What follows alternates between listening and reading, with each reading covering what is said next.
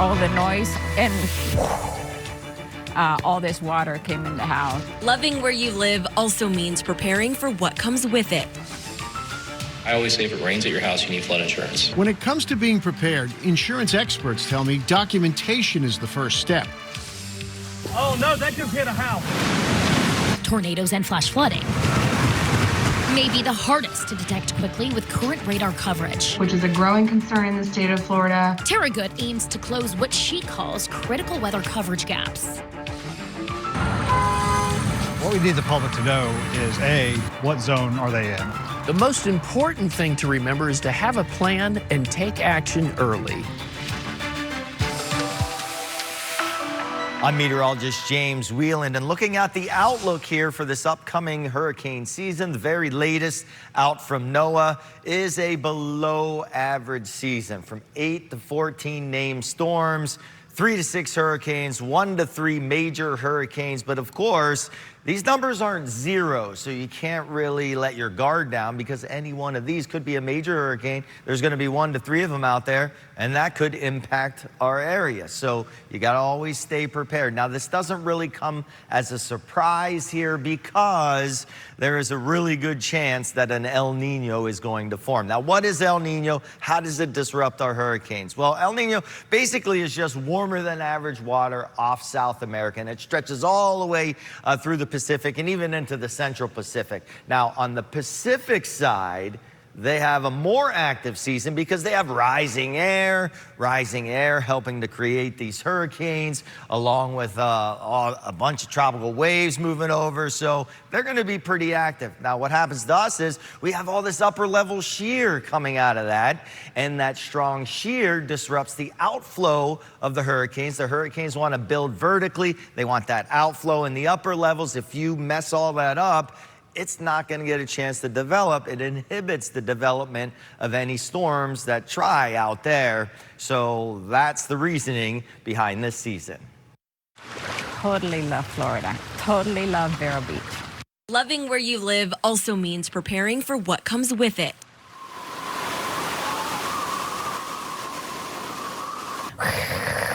All the noise.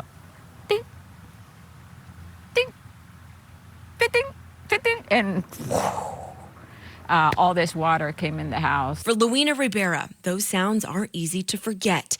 She lived through hurricanes Francis and Jean and says the real struggle came after the storm passed. That was one of the big things we learned from Francis and Jean, the aftermath. There's no supplies to repair anything. Insurance claims, it takes forever. That's why she says the months leading up to hurricane season can really make all the difference later. Preparation is key. It's really important. Insurance experts say one of the most common mistakes homeowners make is not reviewing their coverage ahead of time. Look at your coverage limits. Are the coverage limits matching today's rebuilding costs?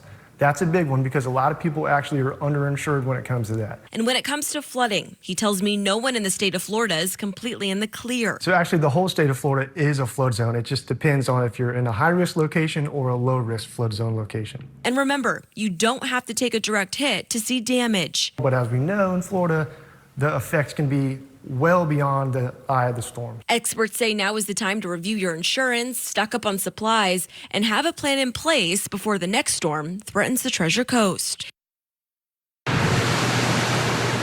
When it comes to being prepared, insurance experts tell me documentation is the first step. Documenting your policy and your home, and using your phone. I tell some people, they're like, well, how do I document everything? I would take a quick video, walk around the house. And you can even do that inside if you want to say, hey, this is what it looked like. You don't have to be too specific unless it's something that's very, very important to you. Robert Norberg is with Arden Insurance in Lantana.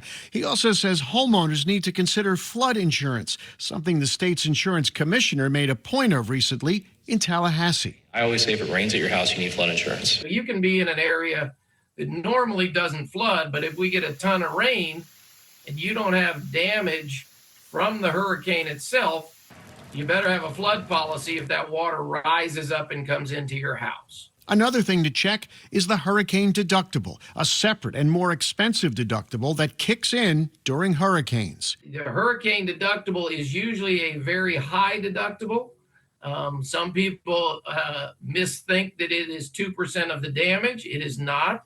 It is 2% of your building value that's insured. And one last tip. If a hurricane damages your home, you are contractually obligated to stop the damage from getting worse, such as covering up broken windows or holes in roofs. 2025 was a quiet year for the U.S. with no hurricane landfalls, something that hasn't happened since 2015. Tropical Storm Chantal was the only storm that made landfall in the U.S., bringing excessive rainfall and flooding to North Carolina. However, the Atlantic Basin had 4 major hurricanes, including 3 that became powerful Category 5 hurricanes. The most devastating, of course, was Hurricane Melissa, that, according to NOAA, became one of the strongest Atlantic Basin hurricane landfalls on record when it made landfall in southwestern Jamaica on October 28th. In a 3-day period, Melissa went from a tropical storm to a Category 5 hurricane. One of the big things that forecasters are noting over the last couple of years is how many storms are undergoing rapid intensification. Rapid intensification is when a storm's winds increase by at least 35 miles per hour in just 24 hours. The key components for rapid intensification to occur are a warm and humid environment in extremely warm waters. Hurricanes grow stronger over waters with high ocean heat content, meaning warmth that extends deep below the surface. The World Meteorological Organization's 2025 State of the Global Climate Report cites the ocean continued to warm in 2025, reaching record high levels. So we could be seeing more of these strong and fast-growing storms over the coming years. I'm Cassandra Garcia, getting an inside look as Florida Power and Light prepares for hurricane season. It's equipment like this that they say helps them restore power efficiently. At the West Palm Beach Command Center, vital equipment stands ready, prepared for a storm to strike. What you're seeing here they're specifically called sea forts, but they're emergency response pods that you would find at our emergency preparedness sites during a storm. Jack Ebel with FPL tells me they take steps before, during, and after a storm hits to ensure their customers get power. These mobile pods are a big part of their response to a storm. What these pods do is they help get us connected to our resources back at our command center, help us get connected to internet so we can begin the restoration process even before it's technically safe for our crews to be out there. FPL stages multiple pods in places they feel will see the greatest impacts from an approaching storm. So when it passes, they have places to work right from the field. It helps us to be more efficient, get the restoration process going for our customers immediately after a storm. For this week's storm, FPL's annual hurricane drill is an instrumental part of their prep work. It's where they test and improve their storm response. We develop a long list of action items and lessons learned from the drill, and we put those in place and make sure we put corrective measures in place prior to a storm. I sat in on the drill as employees practiced restoring mock power outages and addressing staged problems. Where we are right now is FPL's command center. This is really a central nervous system for the company, for all of our teams involved in a response. This is where, during an actual storm, our teams would all be working together in the same location, also coordinating with crews throughout the state. But Ebel says their work begins long before hurricane season. Investing in stronger overhead power poles, strategically undergrounding neighborhood power lines, investing in technologies such as our smart switches or substation flood monitors. They also annually trim vegetation along thousands of miles of power lines. But Ebel says it's important property owners do their part ahead of hurricane season. If they have planted a new tree or have grown new vegetation and over time it has grown to a point where they feel that it could impact electrical equipment during a storm, that would be the time that we would encourage them to hire a professional to do that work for them. And while last storm season was the first in a decade that the U.S. avoided a landfalling hurricane, Ebel assures me FPL hasn't been complacent and says customers shouldn't be either. Refine that emergency plan because we know that the next storm will be right around the corner. At least 45 tornadoes slam southeast Florida. 12 hours later, Hurricane Milton makes landfall. We have a significant radar gap. Jason Hallstrom, executive director of FAU's Sensing Institute, says that gap could delay life-saving alerts. But there is hope.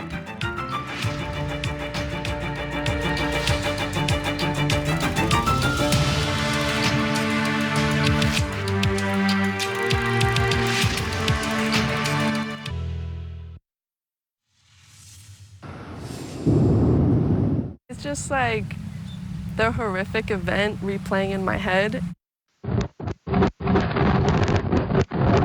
Once I heard that sound, you just don't forget it growing up. Massive tornado running right through cobblestone.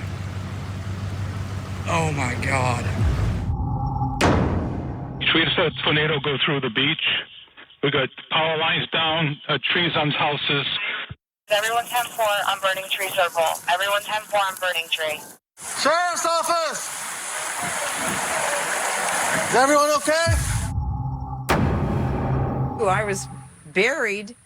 Most of me was underground. We were totally wrapped in fencing and electrical wire that was hot wire. I've never seen the devastation that was caused from all these tornadoes in my life. So it's hard. I lost so much, Lord Jesus. But I'm so thankful that I'm here.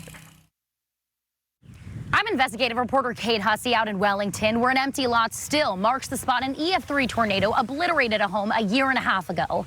Now with the next storm season approaching, the race is on to better detect tornadoes and other threats the moment they touch down. Scars still etched into South Florida streets. October 9th, 2024. 126 tornado warnings, at least 45 tornadoes. Yo, what's up, Lion? Slam Southeast Florida. Oh, no, that just hit a house.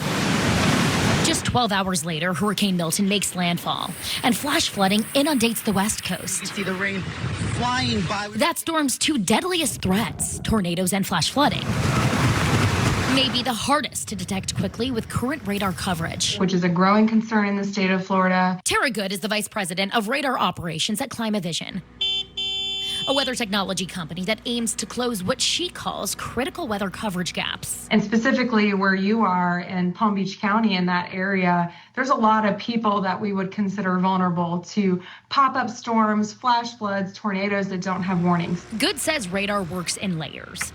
But the lowest level, crucial for spotting flash flooding and tornadoes, is where coverage falls short. Contrary to popular belief, the circulation doesn't always come from high in the atmosphere. Former National Weather Service meteorologist Brian Lamar says new research shows tornadoes are forming closer to the ground, making low-level radar more critical than ever. Yet this NOAA map shows a major gap over Palm Beach and southern Martin counties. As you go farther away from those radars, you're not seeing the lower level of the atmosphere. So therefore, we're not going to see some of the tornadoes that may be spinning up in the lower levels of the atmosphere. We have a significant radar gap. Jason Hallstrom, executive director of FAU's Sensing Institute, says that gap could delay life-saving alerts. During Milton, our investigation found 2 failures. Emergency alerts, dozens said, were never sent to their phones in western Palm Beach County, and tornado warnings issued minutes too late in South Martin County, both inside this low-level radar gap. When you have gaps, it takes longer for the underlying models to understand what is going to happen in those areas. But there is hope. ClimaVision is working to deploy more radar, including one in Palm Beach County, to provide coverage for the surrounding 60 miles left vulnerable. The radar that we're bringing will fill that whole void. It's a start, but they say it's far from sufficient. Is it enough? Absolutely not. I think Florida needs many more of these X-band weather radars across the area. I'm Mike Trim, helping you get ready for the 2026 hurricane season. And the best way to do so is to prepare now. And the good news is you no longer have to wait for a sales tax holiday to buy your supplies. You can buy batteries and portable generators tax-free at any time. Other exemptions include tarps, gas cans, bottled water, and first aid kits. When it comes to preparing your home, here's your checklist. Storm shutters. Consider buying plywood and get sandbags ready just in case. We connected with a roofing expert who says homeowners should be cautious when hiring contractors, especially during storm season. Beware of storm chasers. Always check, make sure that the contractor's local. Once you're talking to them, always check to make sure that they're licensed. Ask them for their insurance information. And some advice from FPL, make sure your trees are properly trimmed. FPL says tree branches are the #1 cause of power outages. If you're not sure whether a tree is too close to a power line to trim it yourself, contact FPL. You know, our team says it only takes one storm to make it a bad year. So go to our website right now. Check out our WPTV Hurricane Preparation Guide. It has a survival checklist, emergency numbers, and shelter locations.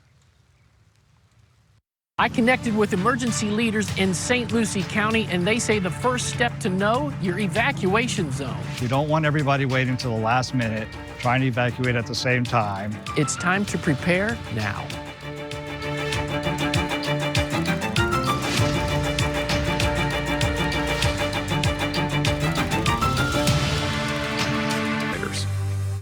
You're watching WPTV, part of the Scripps News Group. I'm John Shaman in Martin County, and as another hurricane season fast approaches, I'm listening to emergency officials who are preparing just in case a storm threatens. Now a Category 3 hurricane. Major hurricane sailfish threatens the Martin County coastline. Law enforcement, fire and rescue. Dozens of county employees, from first responders to the communications team, man their stations, asking questions and planning their next moves. Start locking down the EOC as well. The storm is not real, but the impact of this preparation exercise is. We're getting prepared for what could potentially happen. Emergency Management Coordinator Colin Rydell says it's important to get a feel of what it would be like if they were activated. It helps them better serve the community, getting that communication, that collaboration, and that coordination piece. If any county knows what it's like to take a direct hit, it's Martin County. Sewell's Point was the landfall location for both Hurricanes Francis and Jean, which struck in a 3-week period in 2004. Just met with some of the high school students here from Martin High School. Then President George W. Bush came to the area. While these pictures are now more than 2 decades old, it's important not to let your guard down. Preparation is 365 days a year. Will Ulrich is the warning coordination meteorologist with the National Weather Service in Melbourne. He tells me it's important not to make too much of the El Nino weather pattern that's setting up, which traditionally suppresses storm development in the Atlantic. The adage that the National Weather Service always says is it only takes one. We've had plenty of seasons that have been below normal, yet they've been incredibly impactful. One of those below normal seasons was 2004. I'm Johan Hoffend in St. Lucie County. Hurricane season is here, and that means it's time to prepare now. I always have all the adequate water, gas, needed supplies to take care of my family and those around me. I connected with emergency leaders in St. Lucie County, and they say the first step to know your evacuation zones. What we need the public to know is, A, what zone are they in? Are they in an evacuation zone? So you got Zone A, Zone B. Those are based primarily on storm surge zones. And then also what routes are available. And if you plan to leave, have a clear plan in place. We encourage people to evacuate tens of miles rather than hundreds of miles if possible. Make sure that you have your gas tanks full early. And if you can't drive, county transit has help. Buses will pick up residents from designated locations and take them to shelters. The most important thing to remember is to have a plan and take action early.